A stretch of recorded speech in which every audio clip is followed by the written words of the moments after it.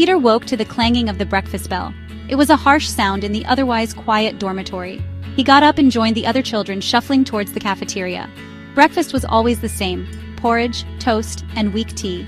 After breakfast he had chores, sweeping the floors, polishing the banisters, and helping in the kitchen. The work kept him busy, but his mind often wandered. He would stare out the window, imagining a different life. Afternoons were dedicated to lessons. Peter excelled in his studies, finding solace in books and the escape they provided. He particularly enjoyed history and tales of faraway lands. He imagined his parents in those stories, their faces shifting with each turn of the page. At night, curled up in his cot in the shared dormitory, sleep came slowly. He would lie awake, replaying fragmented memories of his past life. His parents were a constant presence in his thoughts. He remembered their loving embraces, their soothing voices reading him bedtime stories. He clung to these memories, replaying them in his mind like precious, fading photographs. He treasured the small trinkets he had managed to keep hidden: a tiny toy soldier that had belonged to his father, a delicate lace handkerchief his mother used to carry. These items were his only tangible connection to the life he once knew. He would spend hours holding them, tracing their outlines with his fingers, seeking comfort in their familiarity. Each object held a story, a whisper of a happier time.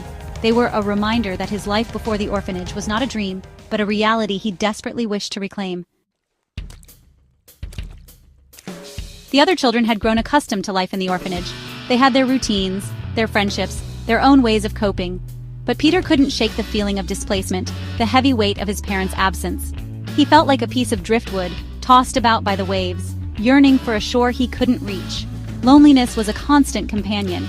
It gnawed at him during mealtimes when he saw other children laughing and sharing stories of their families. It intensified during celebrations, when the absence of his parents felt like a gaping hole in his heart.